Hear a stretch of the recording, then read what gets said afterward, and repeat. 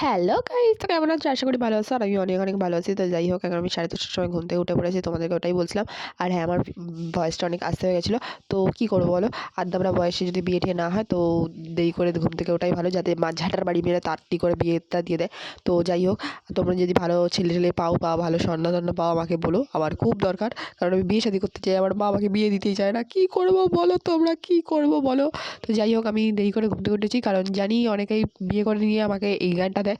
এখন যত আবদার করার করে রে, এখন যত বেলা করে ঘুম থেকে ওঠার উঠে রে, মানে এই গানটা আমি রোজই শুনি।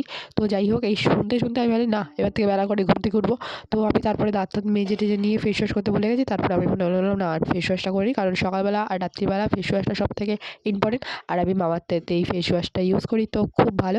তো কোনো প্রমোশন করছি না, জাস্ট আমি ইউজ করি, তাই তোমাদের সাথে শেয়ার করলাম। আর আমার মুখে অনেকগুলো চুল হয়েছে, সেগুলো অ্যাভয়েড করো, কারণ আমার মুখে হঠাৎ করে চুল উঠে গেল। তো অনেকটা কমে গেছে আবার।